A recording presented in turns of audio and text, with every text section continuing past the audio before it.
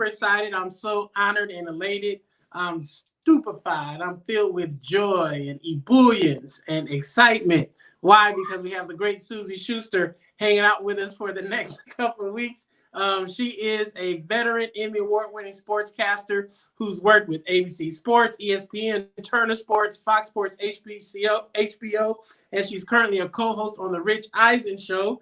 I am so excited to have one of our earliest adopters and champions for Mass for the People hanging out with us for the next 2 weeks, the great Suzy Shuster. Welcome to Mass for the People, Suzy. I am so glad to be here, and I was so thrilled that you asked me, especially following Steve Kerr. That's not easy. That means that you trust me for doing it, because you can't just follow Steve Kerr. Well, look, I mean, you know, Steve Kerr has some championships under his belt, but you got Emmys under your belt. So, I mean, this is kind of more your wheelhouse, being a commentator and a on-air personality. And I got a heck of a jump shot, too, so I got that going for me. I was really happy that you asked me on. We got to know each other through gun violence prevention work. We actually met in Las Vegas at the Gun Violence Prevention Forum that CNN had. And we sat together for, it had to have been 8 hours. And it was one day watching the candidates come through and talk to us about their ideas on how to make the streets safer, how to make the schools safer, how to make the entire country safer. We just figured we had so much crossover with the work that we do. Forget about the fact that, you know, Kamala Harris loves you and, you know, thinks you're the greatest guy in the world. But I love the fact that you've opened my eyes to a whole other side that I've learned about. I'm obviously being in journalism for a long time and getting to know a lot of the athletes that I have. I've seen things from a lot of different perspectives, but my work with you has been so fulfilling.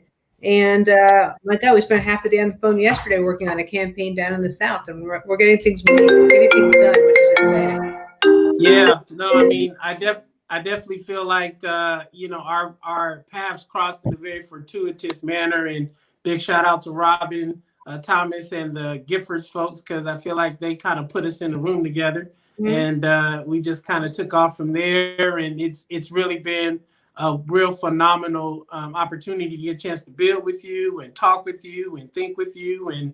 And I think this is the kind of conversations and partnerships that we're going to have people who maybe historically live in different kinds of worlds, although we're in the same world, we're just different parts of it, really kind of finding that common ground. And real talk, you know, we got some of the same passions, certainly addressing issues related to gun violence, but changing the political leadership and making sure that these folks do right by people who definitely find themselves struggling under the underside of the worst parts of our country and life. So it's been great. And I know when we started Mass for the People, you know, I reached out to you and I didn't even have to twist your arm. I was like, yo, Suzy, I got this idea. And I think before I can finish my speech, like, I'm in, whatever you need. Like, what do you need? And I was like, I need you and I need your peoples and everything. And you've been super generous. And I just want to say thanks to you and Rich for being such great partners. I mean, this was just an idea me, Kamal had,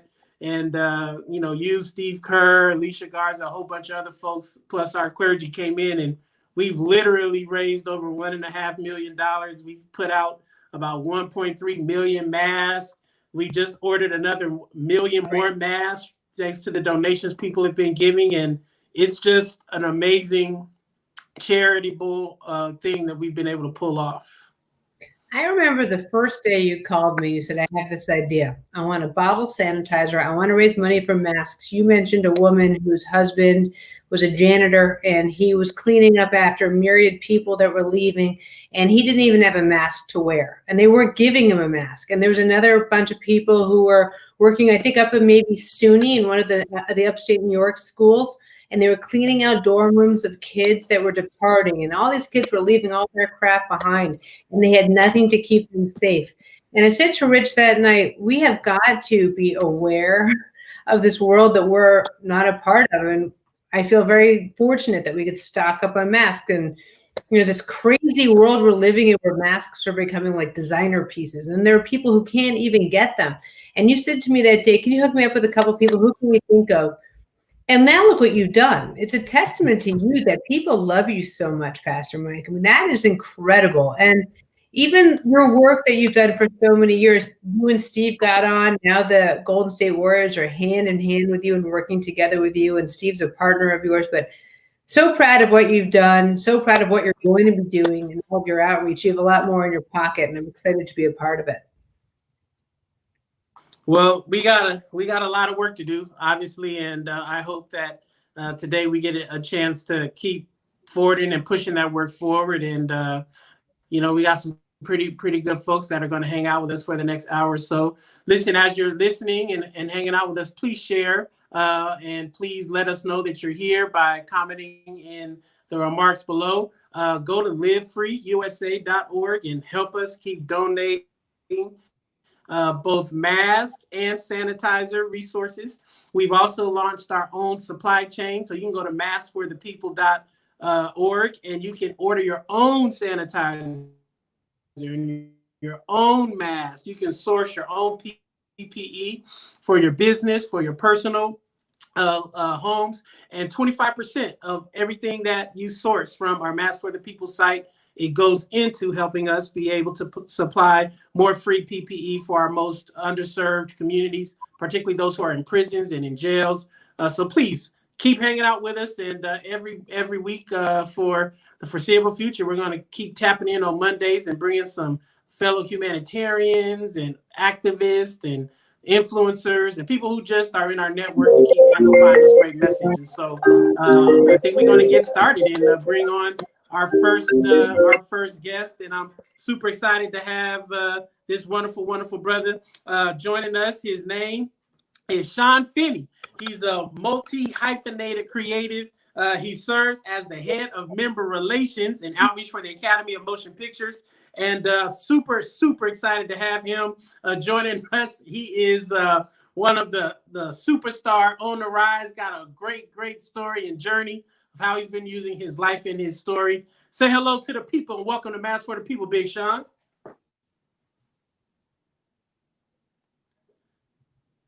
All right, we got Sean on a still or a freeze. Oh, he's frozen up. All right. Well, how about this? Let's take Sean out. I know we have. I think Marshall Falk is here. So is Marshall free and able to join us? We can start with the great Marshall Falk. There you go. I come out of the bullpen. Let me just explain to you, Pastor Mike, for someone who spent a living basically like having things freeze and go wrong. The reason why you ask Marshall Falk to come on, first of all, is to show off who you know. Do you know what I'm saying? Like, look at that man. Like, that's my friend right there. So it's a show off. I'm all good. Also, I'm not crazy. I want someone to know I'm going to rely on. I'm not going to have somebody come on where I'm worried they're going to flake or do whatever. I went right to Marshall and I said, I need you on, Marshall. And here's why. And this is why. Hi, Marshall. How's it going? How we doing? We're good, honey. We're really good. Thank you for taking the time to be on with us. And I think Pastor Mike's dealing with his own issues, but we're going to get him back on too. But Marshall, the reason why I wanted you to come on for this is that Mike is a dear friend of mine. And you and I, for the years, Marshall, it started with the environment. You and I started talking about being aware of the environment. And you said to me, environmentalist, I was an environmentalist when they turned off my heat when I was a child in New Orleans. Like, that's how I was.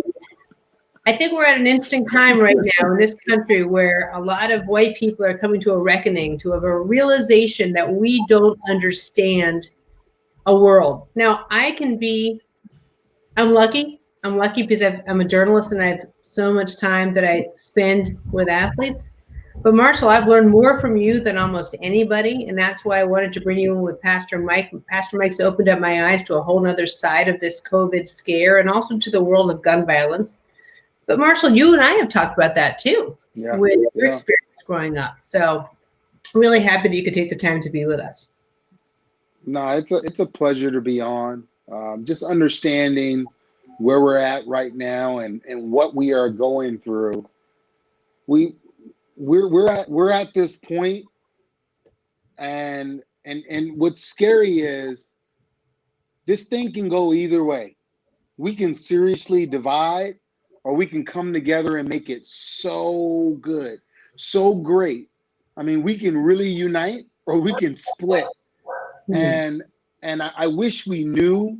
I wish I knew, I should say. I wish I knew which way we were going to go. But we really don't know. And it's a scary time and place right now. But all we can do, the three of us, is continue to work together, spread the word, put the messages out there, and encourage people to do the right thing, the righteous thing, and think about others. Don't just think about self, but think about others and how does it affect the mass of people, not just self. And then you'll make the best decision. Yeah, it's a fascinating thing how sometimes crisis, to your point, either brings people together or it causes us to fragment even more. And what COVID certainly has done is it has created a level of shared pain, even though some of it is disproportionate. All of us are really in this together. I mean, like, just the simple thing of wearing a mask or sheltering in place. We're seeing the country on a roller coaster because half the people don't want to do it, and the folks who are doing it are kind of getting impacted. Talk about your hometown of New Orleans. I mean, New Orleans, Baton Rouge, they were one of our first anchor cities because in March we were hearing, man, that COVID was just shooting through the roof in a lot of Black cities, and we put masks on the ground there with Power Coalition LA and our friend Norris Henderson down there. But you're from New Orleans, I followed you when you were at San Diego State. And, of course, when you came on to the Rams, I'm a 49er fan. So, you had to say that? Or you think I needed to hear that? He's going to hang up. You thought that just brought us closer? Well, at least during the time you were playing, y'all were winning. Y'all was beating our tail. The greatest show on turf was giving the Niners the business back then. Oh, you were just trying to bring unity to this? Like that's what that was supposed to do? Okay. I see what she's doing, Pastor Mike. All right. But yeah, I'll just pick it up from there. Yeah. He's a man of God, and I'm hearing people in there. I don't know what he's doing. Right. Talk about this. How you know he was a real man. I thought he was a God-fearing man. That was divisive right there. Let's go. It comes to football. God he's just gonna sit him aside. Like Sunday, those football Sundays are just different than the other Sundays I see. But here's what happened, and think about it. Think about when we first knew about this. We really didn't. Two places got hit really hard, and it's these two places were where a lot of people gather for big events. Super Bowl, that Dade County, Miami got hit hard, and New Orleans with Mardi Gras. A lot of tourism, a lot of out-of-towners got hit really hard. And that's how New Orleans became a hotbed for it. And that's where Dade County and Miami became a hotbed for it. And when you think about those two places, they are tourism spots where a lot of people come in and out of, and it was left there, and a lot of casualties. I lost my mentor, my high school football coach, a guy that was, helped raise me when my father passed away at a young age. It was just think, this man was married for 50 years, and you're married for 50 years, and a virus can cause you to die alone because your wife can't be next to you and your family. Just think of how ugly this thing is. Yeah. You spend 50 years with your wife, and you have to die alone because of a virus. And very strong man, built up a lot of inner city hard-head kids like myself, turn us into not just football players, but I'm talking about upstanding young men that have went on to do other things beyond what I've done in sports. and outside of sports, throughout the community, politicians, all sorts of things in life. He's affected a lot of people. We lost him to this disease. I mean, to this virus. But yes, New Orleans was a hotbed. Kind of started to, had it under control for a while, but once again spiked again because of obviously just not following the trends and trying to find the balance as to what's right. What's right. We want the economy to come back, but yet we want people to be safe. And it's really hard to justify what's right. Like how do you how do we find that balance? What's happiness? People dying of depression because they're losing their life and business and all that they built, and then people dying of the virus. It's like it's so hard to find the balance as to what's right for people, and how do you what's the right decision to make? And I think that how do we find compassion for one another to allow the person that's suffering and how they're suffering to suffer, and to not tell them how they are suffering and that it's wrong, and for that person and then to not take their suffering out on someone else who may not be suffering in that manner, and to not take it serious. I literally 2 days ago I had a lady with a dog like stop because I was outside. I was outside eating a hamburger, having the beer. And this lady stopped with her dog and said to me and my friend, I just want you to know, my dog bites people without masks. And I looked at her, I said, I just want you to know, I'm having the beer and the burger and my mask is in my pocket. But if I chose to not wear one, that would be my choice. Like, it's just like, but people, and is she right? Yes. Was I right? Yes. Why? But that's where we're at. That's where we are at. Yeah. There's definitely a dilemma we have where, certainly other countries across the world have figured out some ways to mitigate some of this.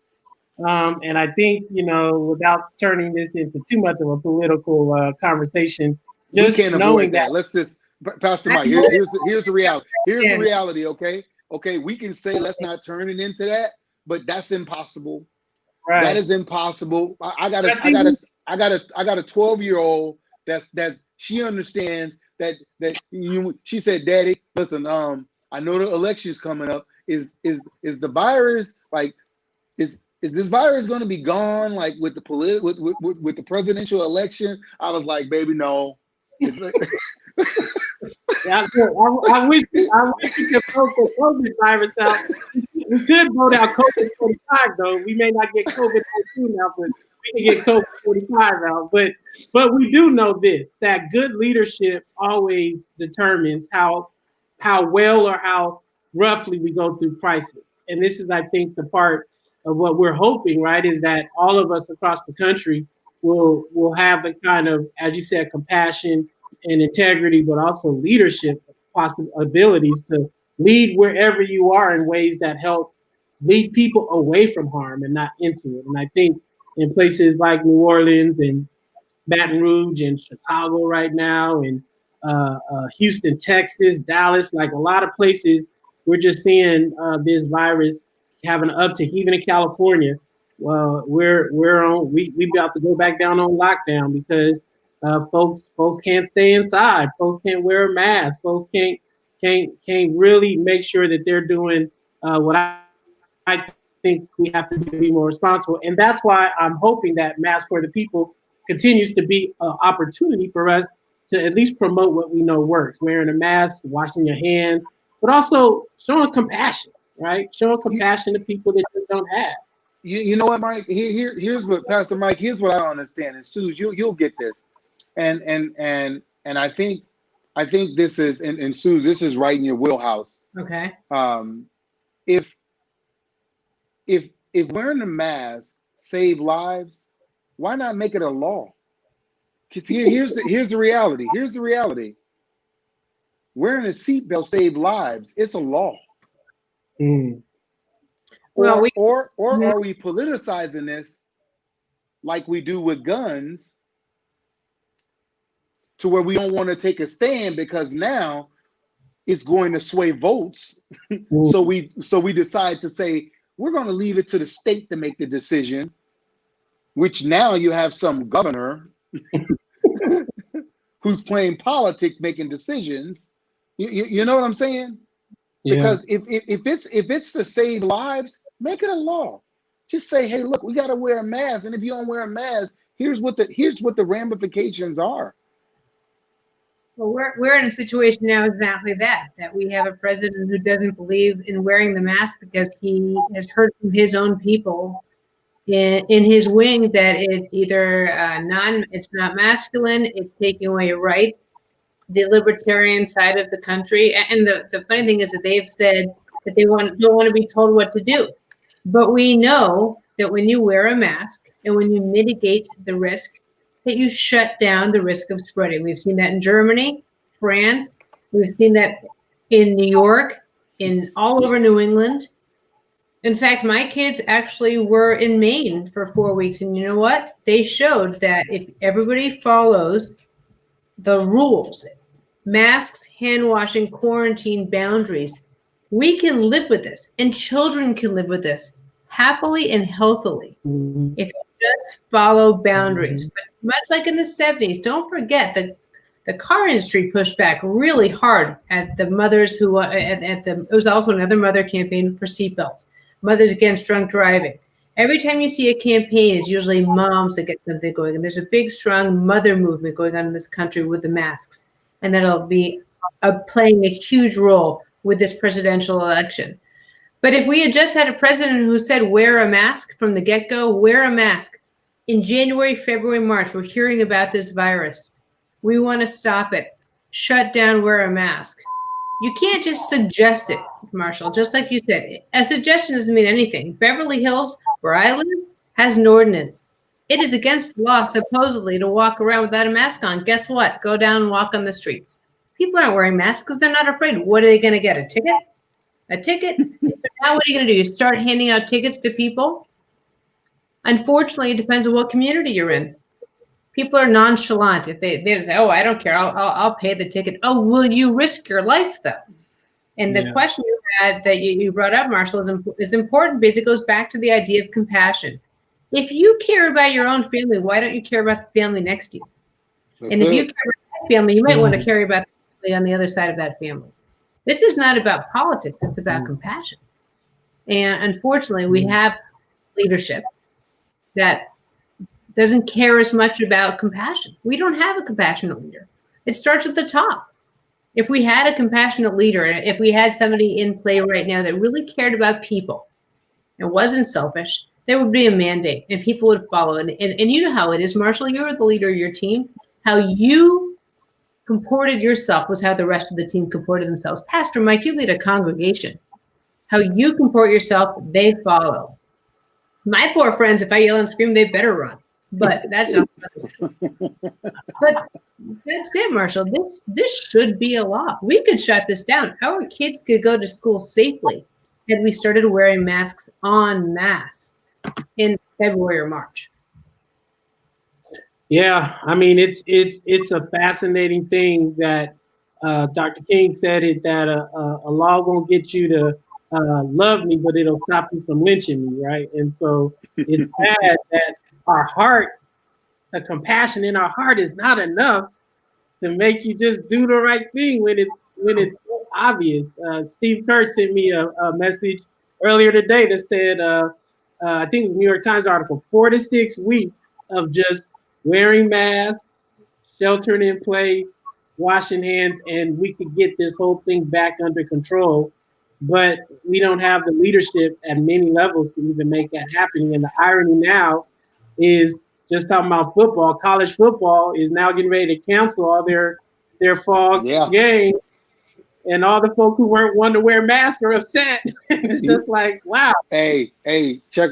Here's why. those kids started asking for they wanted some type of insurance or assurance that down the road, if they get anything or anything happens, they got to pay for it. College is like, oh no, nah, nah. You mean there's some implications to this? Like down the road if something happens. So we on the hook for how long? How many kids? Nah, we can't do that. I do think you brought up a great point. So many people who don't want to follow the rules. They don't want to wear masks. They don't want to have their Second Amendment rights trod upon. They don't want to be told what to do, but they want to go to games. And they want to sit in that stadium next to people, and they want to cheer on X, Y, and Z. Suddenly, they're angry. And they're angry because they weren't a part of the process in the first place, but they want their football. I get it. I wouldn't mind watching a little college football. I think that'd be great. And there are programs like Michigan who have kept their COVID numbers incredibly low. And Harbaugh has had a very tight program. He's been very successful that way. But guess what? For one Harbaugh, there's 20 others that can't keep it under control. The other issue is that we don't know about COVID. For some kids, it's a headache and nausea. For some kids, it feels like the flu. For other kids, it's a heart condition. And they're saying now that more and more of these college athletes are having heart issues. And we don't know what it's going to be like in 10 years. I mean, Marshall, think about what it was like when TJ was playing back in the day in the 1970s. We didn't know that the football players would be walking like their hips would be ground into the ground. We didn't know that years and years of discomfort. We just watched them play. And it has taken years of understanding the impact of the National Football League on a man's body. We've made changes. We've had COVID for 7 months. We have no long-term information. We don't know what happens if it's your kid going to play at Stanford. And so this kid got into Stanford. This kid's playing football. He gets COVID because somebody didn't follow the rules, and he gets some kind of heart issue because of that. Yeah. Who's responsible? Here's my question. I'm no cynic. I'm just trying to figure out if golf is having issues and baseball is having issues. They're not even contact sports. I'm just trying to figure out how football is. If basketball got to be in a bubble, if Lou Williams can't go to Magic City and get chicken wings, how are you going? Man, come on, man. I mean, come on. Explain it to me. Wings. Really good wings. Explain it to me. Just explain it to me. I don't understand. I know that you have also made sure to highlight the financial inequities that COVID is creating, Marshall, and you've been an avid entrepreneur and talking about financial literacy. Can you just share a little bit of that kind of work you're doing? Because part of what we also want to lift up as we're cursing the darkness is to lift up what's happening in the light. And you are attempting to make sure that we are looking to the long-term impacts as an entrepreneur and financial literacy. Talk about the importance of that in our communities. See, what happened was a lot of people got exposed. And as much as this is a pandemic, this thing, it was a medical pandemic. This thing is a financial pandemic, and it exposed a lot of people. And I'm not just talking about people whom were not making good money. I'm talking about people who were making good money, but they were living at their means. See, in cities like, let's say, San Francisco or LA, the cost of living, or in New York, the cost of living is high. So you can have a high salary, but still be living at your means. And you could have a roommate and still be living at your means. And then all of a sudden the check stops and you don't have an emergency fund, or you don't have things put away or things saved. And oh boy, now there's trouble. And now this pandemic really kicks in, and people found out what kind of financial crunch that they were in. It got real, and a lot of industries really started to hurt. I mean, gaming, sports, without that, a lot of TV companies right now, they're hurting. The marketing dollars are drying up. And this was the best. As athletes, we get told how much we make all the time. They always want to talk about our salaries, but they never think about, if we're making this much and we're one player on the team, how much is the owner making? Right? But Yeah. they're never talked about. They're never talked about. But the minute that they didn't have sports, they realized how much they relied on us to bring their families together, their emotional stability, to lift them up, to bring them down, how much joy we brought to their lives. Because those, 4 months without sports, man, the divorce rate went It up, was rough. domestic violence was up. It's a lot. You really don't understand how sports in this world, in the role that it plays, and what these athletes do for, not just, we thought we were just role models to kids. We are role models to families as well. Mhm. Being able to see a concert, being able to go watch a movie, just taking your wife on a simple date so she don't have to cook all the time. All of those things, just the little things in life that we really took. This pandemic really stressed on a lot of life, and you found out, if you and your partner are together till death do your part, and are you really in love? And a lot of things were exposed about, about life and finances and where you're at. And I never was more proud of a lot of the decisions I made than I was during this time. I'm telling you. And the business that I'm in now, the fact that we get to help families, we get to educate people. We do financial planning for free because it costs so darn much to sit down and create a plan that you damn near feel like you don't need one, and you don't know what you're doing. You don't know how money works. No, you don't. If you do not come from a family who has generational wealth, then you don't know about it. I don't care how much money you have. You're going to burn through it. And I had to learn that the tough way. So I had to go out and seek the education to get better so I can teach it to my kids so they can teach it to their kids. And now I'm able to give that to others. And I'm not too big to say that I had to go learn that. College degree and all. They don't teach you that in college. They don't teach it in high school. They're not teaching it. And if you don't go get it, trust me, at some point in time, you can get got by somebody. Somebody's going to steal from you, or you're going to learn the hard way. So, yeah, man, it's been rough. It's been rough. A lot of people out there, that unemployment is struggling. I don't know that they vote, that they decide it's the $600 back, what they do. I mean, I don't really watch it. I try not to. They punted. They punted. There you go. They punted. Sounds political. Marshall, what's your advice for people watching this? I mean, because there are plenty of people who, they might be sitting here thinking, well, forget about investing. I need money to pay for my groceries, to get my kids food, and to pay rent. I think that's the biggest problem, is people feel like investing, people are losing their jobs. You're right. There's not a lot of backup. They don't have accounts. So what's your advice?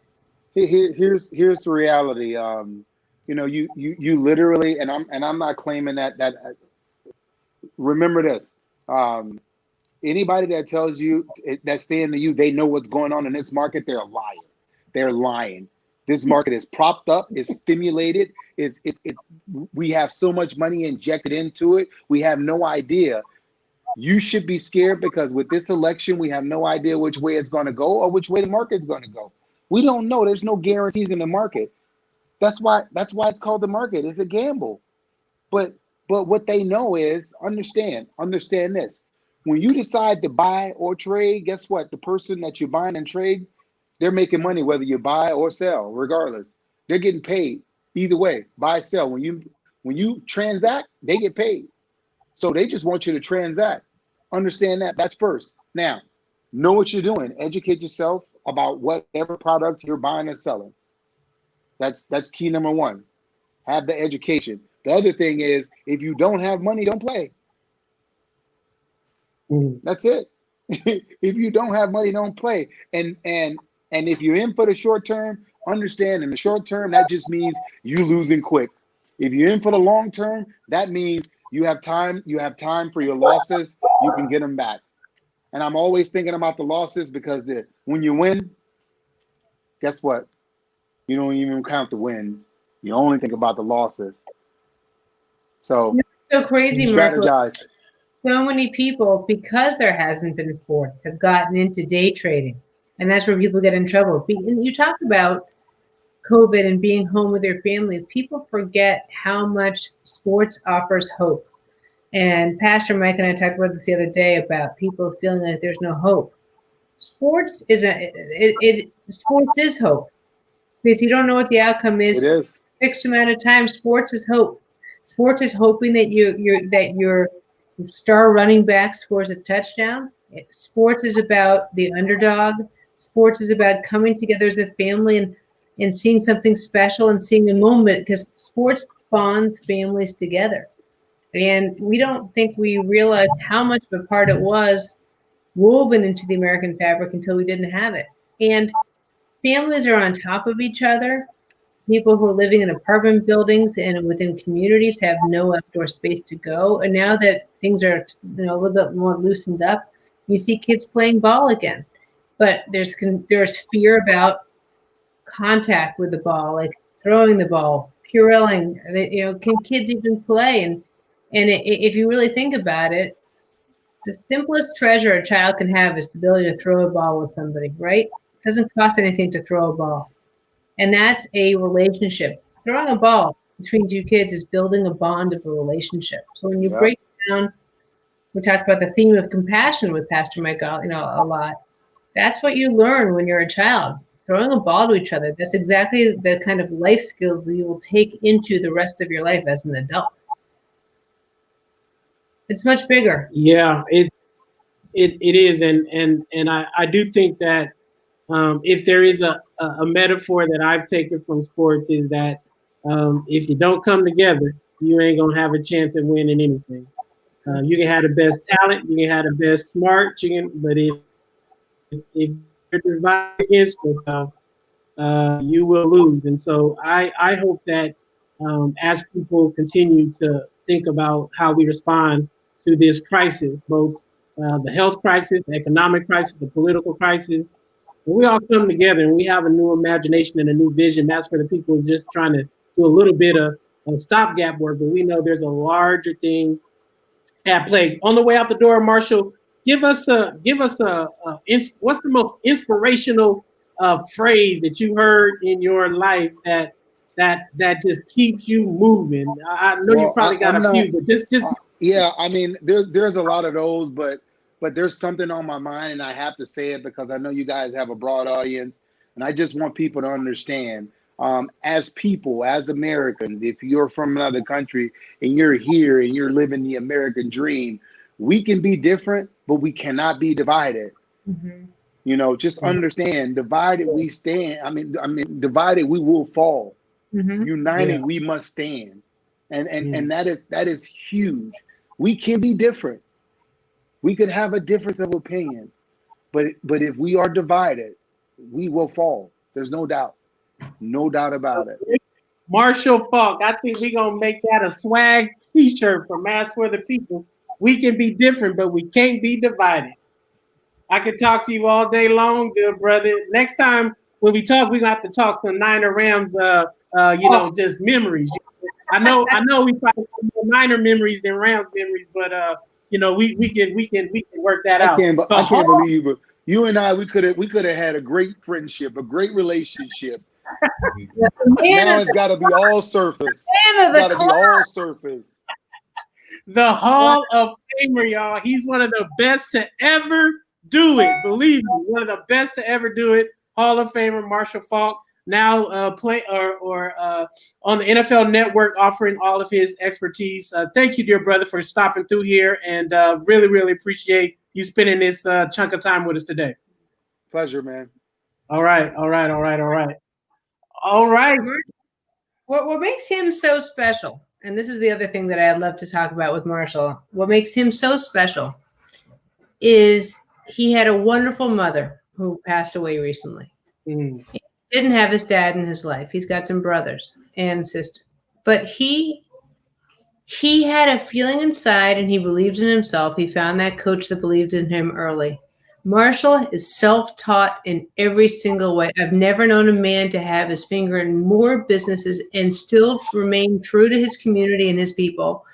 And he is one of my dearest friends, and I find such an inspiration in being close to him and learning from him, and especially in going through all this change right now in the world. I love asking him questions. I love having him as a resource. But he just is the perfect example of, if you believe in yourself and you just try and you won't take no for an answer, you can come from absolutely nothing. Like I said in the beginning of this cast, when I would ask him about the environment, he'd say, when they turn their heat off, you become an environmentalist. Yeah. Marshall knows the darkest Yeah. of days, and he's risen to the top, but he's never forgotten who he is, and I appreciate that. Well, I do hope that folks like Marshall and even, myself and others who have come out of some of the worst conditions, like our task now is to figure out how do we create a world where we don't have to have that mountain journey so steep, right? And I think, poverty and the lack that is so pervasive in this country is a function of how we have our priorities in this country. It's not a function of the value or the skill set of a lot of folks who live in these kind of conditions. And so I'm excited and thankful that we get to see such inspirational figures. And I hope that we use this, like the whole analogy around team sports, that can just really, if we really took it to heart and watched, the winning teams have great chemistry. They have great camaraderie. They have a certain kind of focus on a goal. And I love that we can be different, but we can't be divided. Man, if we ever needed to hear that message over and over and over again every single day, imagine if we believe that across race and gender and class and neighborhood and geography. We can be different, but we can't be divided. Hopefully we'll get there. And thanks, Suzy, for getting Marshall here. That was great. Even though, I hope I didn't rub him the wrong way with my Niner jab, but it's all good. All right. We're going to finish strong with the great Sean Finney is coming back into the room. He is, as we said, the head of member relations and outreach for the Academy of Motion Pictures, a.k.a. the Oscars. Are you there, dear brother Sean? I am here. I'm so sorry about my service earlier. Can you hear me? Yeah, we can hear you now. Just so everyone knows, we are having one of the greatest challenges with all of our service. I'm out of my office and my internet is not as strong. Sean was been driving in traffic. You said you in New York, New Jersey traffic for hours. It was a 30-minute drive, and you stuck for hours in traffic. Yes, sir. So I was committed to making this video call. So I left an hour and a half early to make sure that I could get there.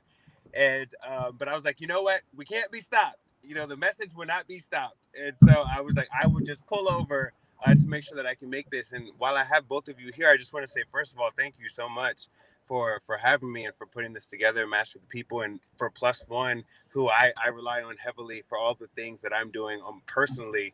So thank you so much for just including me in such a powerful conversation. And Marshall was incredible. I was like, God, now I got to go after him. It's like going after Beyonce. So. You're not wrong, and he's just as good looking as Beyonce. So we got it under control. Exactly. You should see him dance. I mean, let me tell you something. Well, talk to us a little bit about your journey, Sean. I know that you've had quite a journey yourself, talking about coming up the rough side of the mountain, as we said. But you figured out some ways to actually use your platform in ways that are now amplifying all kinds of folks in ways that bring inspiration, but also information and knowledge. Talk a little bit about your journey and what's your biggest learning so far? Oh my gosh. Woo! How much time we got? No, I'm just kidding. I think that our we have a professional journey and then we have a personal journey. I think that my personal journey, I've always known that it's been rooted in service. I just wasn't sure exactly how to do that. when I see people who speak from such beautiful platforms, who have such, have go to school for specific knowledge, I was always like, okay, that's their thing. They can speak about social issues. I can't speak about it from that place. But then I realized like there are certain things that the fact that I don't know is actually my benefit, because a lot of the world doesn't know, so I can ask them questions. So my journey started, I moved to LA about 7 years ago from New York City. Moved out here and was just doing music, singing and songwriting. A situation left me homeless, and I was like, okay, what am I going to do? Started living out of my car. And when I was living out of my car, I was like, I need to get a job. But if I get a job, let me be smart and strategic about the kind of job that I want to go after. Went to a temp agency. That temp agency was looking for an assistant to the CEO at the Academy of Motion Pictures at the time. I got the job the day of my birthday. And there were 2 other assistants there. I was the third, so I was like tea and coffee and all of that wonderful stuff. Then they ended up leaving, and I became number 1. I got permanent. And from there on, I believe that there's such beautiful opportunity in chaos and things that appear to be chaos and things that are not working for you. And it was such a beautiful setup. I'm an artist, so I believe in creating. And it didn't stop because I had a job. I just had to figure out how differently to move. Became the assistant, did that for a while. And the thing about service, people don't speak enough about service. When you are a servant, you have the opportunity to really learn from a different vantage point. You have the opportunity to really learn so that you can then figure out, what I would do and what I wouldn't do. And I learned so much working there, and my experience, that when Oscars So White happened, I saw an opportunity and not a problem. And the opportunity that I saw was that, you know what? There needs to be somebody that can go from this place to that place, to this place, connect all these dots together. And I think it's me, but only because I served that I understood what was needed. So I created a position at that time when Oscars So White happened. And I didn't see myself as an assistant. I think that's something for people to understand. It's how do you see yourself? Self-identification is so important. And I was like, I see myself as somebody who can add value here. Not that I have to be a better title to add value. I can add value as the janitor. I can add value as the CEO. I can add value as the assistant. But I realized that there was more that I can do. And at the moment that I made it about service, not about me, I was able to kind of see how the juxtaposition of everything was working. I created my position, and that position came at a time where the Academy, I was really looking at increasing diversity, the whole Academy, the whole governors, everyone. And I was just fortunate to be at a spot at that time where I could really be here, because as you all know, when you walk in the room, Suzy, if you walk in a room and it's a boardroom of men and you see one woman there, it doesn't mean that y'all are going to get along, but you're like, whew, you notice, right? And so as a young person of color, this is how I would go to work as well. If I'm walking into a room and Common is there, or Mahershala Ali, or someone like that, they automatically feel a little piece of home when I walk in as well. And so I started to be able to use that as my space to be able to add value. And then personally, the relationship that I was able to add and have when COVID hit, I was like, you know what? Attorney Ben Crump is a friend of mine, and when Brother Ahmaud Arbery was killed in broad daylight, and Breonna Taylor and all these things, I was like, I need to ask him some questions. And I just started talking to the people that I already know. And first, Suzy, when I was getting prepared, I was like, I need to be super prepared. I need to know all the things. I need to know everything. And I was like, wait a minute, Sean, no, the things that you don't know is actually your gift, because that's what a lot of other people don't know. So Attorney Ben Crump, if I get pulled over, what are my basic rights? When do I have to get out of the car? When I do get out of the car, what am I to do and not to do? So I started to just use my own personal platform as a space and as a way to be able to shed light on the many different issues that we're going through, while still navigating and doing all that I can at work to just elevate those voices you so eloquently spoke about, Pastor Mike. You know what I think you said? So, Michael, what I really loved about what John said is that when you're an assistant, you learn how to treat people. Yes. I was an assistant. I got coffee. I got people's glasses fixed, Yep. and I knew whether I had some bosses who said please and thank you, and others that ordered me around. And so when I became a boss, I know how it felt. And Yes. I think that that's exactly what's missing in so many ways. Yeah. It takes so little to treat people well. Yeah. And that you get so much more from that. You get loyalty, and you get admiration, and you also get it's a compassion thing again. I mean, when you work for a boss who treats you like garbage, you're going to treat your next assistant like garbage, because that's all you know. Right. When you treat somebody with love and respect, they'll do anything for you. Yes. Yes. I have an amazing team who I am like obsessed with, but I treat them because I talk to them from that vantage point and from that space, because I know what it's like when you're just trying to figure it out. And when you're an assistant, you're there to learn. You're not there to get it perfect. You're there to learn. And so I just think that it's a lot of redefining that we can do culturally, whether it's in the entertainment space, and culturally, whether it's in our own specific communities, that we can do to kind of really elevate and inspire and encourage people who are on the rise. Because here's the other thing, Suzy. The other thing is that, yes, it's about compassion and it's about being able to instill that in somebody. But the other thing is that assistant is going to be a CEO one day, and you don't know where you're going to be in life, to where you might also then need to come back as a consultant, as whatever it is. And so even if you can't rely on your own morals because you're not morally there, then rely on good business practice. And good business practice is creating an environment for people to come in so that they then feel comfortable as well. Well, we got a few more minutes here with you. You know, I'd be remiss to lose the date and the moment we're in. You know, 6 years ago, Michael Brown was killed in St. Louis, and it literally, you know, started this kind of era of activism to end racism, police violence, aka Black Lives Matter, really kind of emerged out of the Ferguson uprisings. And I know these current uprisings that are happening as response to George Floyd and Breonna Taylor have caught some wind, or at least momentum, with folks in Hollywood. Talk a little bit about how you've experienced that. I know the protests were just bananas from a distance in LA. It's like everybody named Mama, you know, was out in Hollywood, Beverly Hills, you know, Culver City. Talk a little bit about that, and how do you imagine the industry changing post COVID, post uprisings? What do you see there?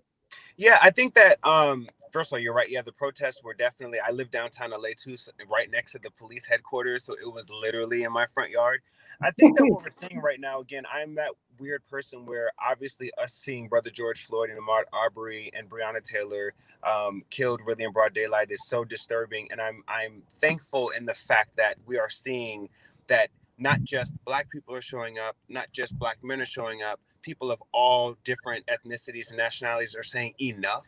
And I think that it's important for the younger generation that are coming up to just see that everyone, from whether you're Indian, Asian, white, brown, Black, Latino, everybody is showing up to say enough, because everybody feels a certain.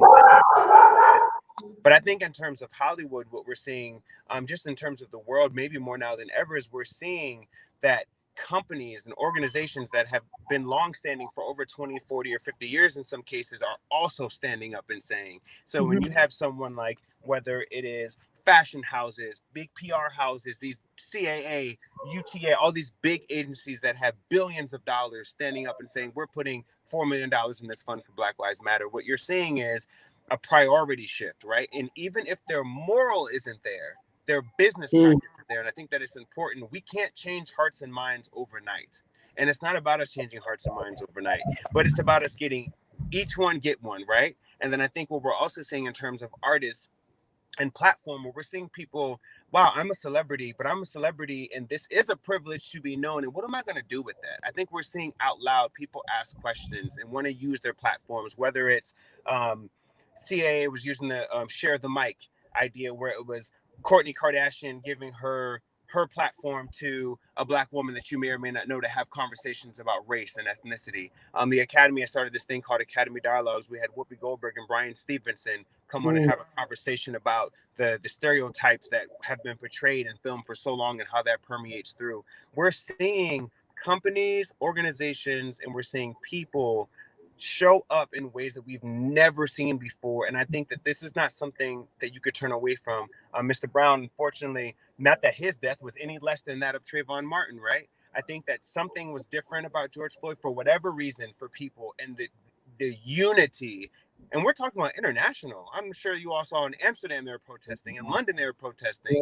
This one, for whatever reason, caught so much national attention that you can't. I think the people are holding our celebrities and public figures to say, what are you doing?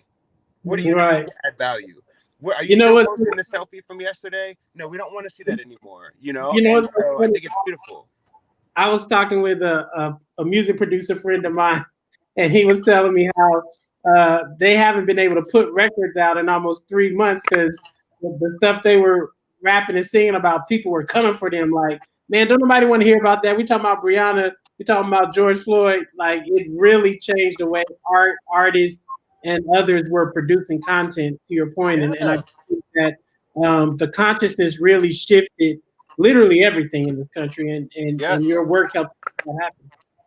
Yeah, and I think that all of us, I mean, it's just like you, Pastor Mike, and you, Suzy, like we're having this conversation, not that we wouldn't have had this conversation if COVID hit, but look at how we're all individually using our time and our platform to be here. And so I think what we're seeing is what we're doing right now. I'm like, I got to get home. And if I don't get home, I'm pulling over this car because this is as important as going to an award show. This is as important as any frivolous thing that we would typically post about and do, because we each all have a responsibility. We all have family. We all have friends. We have people who are either impacted or could be impacted, whether it's COVID, whether it's the race wars. Pastor Mike, as a Black man, Suzy, as a woman, there are so many things that are have just kind of really pigeonholed everyone. And I think everyone is saying, no, we want equality. We want to be understood, and we want our life to matter. And I think that if we can continue to enlarge that and expand upon that, and obviously while we're focusing on what has brought us here, which is the George Floyds and the Breonna Taylors, that we can build, we can inflate that balloon, and that balloon of hope, and that balloon for the people, as you all are saying. And I just want to say again, because I know that we're running out of time, that I'm so grateful and so thankful to just be here and talking to you all, and I so appreciate it. And I am so excited for what the work that you all are doing. When Kristen Ingram from Plus One Society called me, I was like, girl, don't even, just put it on my calendar. You don't even got to ask me. I was like, Mass for the people? Oh, I'm for the people. And so I so appreciate She does a great job. Let's give her a lot of credit. She does a great. I so appreciate the work that you all are doing. And I hope to come back on here soon and we can have other conversations in whatever way that I can help. I will always help. And I'm a fan of you all's now forever. So thank you so much for having me. The great Sean Finney pulled over on the side of the road to make this hit happen. Thank you so much, bro. And get home safe, man, because, you know, we still got that racial profiling thing going on. I don't want nobody to come bother you. Yeah. Thank you. Thank you so much, Pastor Mike. We'll continue talking. And Suzy, thank you so much. And I really appreciated listening to your interview with Marshall. That was very informative. So thank you so much. And I look forward to talking to you guys later. Looking forward to connecting. Absolutely. Yes, okay. Bye. Yeah. Big shout out to Kristen Ingram, Plus One Society. She has been helping us to get all kind of great guests and friends and comrades to help amplify this effort. So go to Plus One Society, follow her on every single platform you can imagine, Instagram, Twitter. I think she got a Facebook page. She got everything. Kristen Ingram, she's a superstar, and we really appreciate this partnership we have with Mass for the People. Suzy, what a great hour. We had some good conversations. What you think? It flew by so fast. And then next week we have Michael Urban stopping by. So we're going to keep up with the football theme. And then we also have Hank Willis Thomas, who is one of the most important Black artists right now. He has an organization called For Freedoms, FOR Freedoms.org. And he is bringing together artists across the country to use their platform. And I think you're going to absolutely be obsessed with him. I think he did the lynching museum down, and he's really one of the more impactful Black artists on the market right now. But again, it's all about change, and it's all about pulling apart the stuff we don't want to look at and making us look at it and making us have conversations about it. So I think you're going to like him a lot.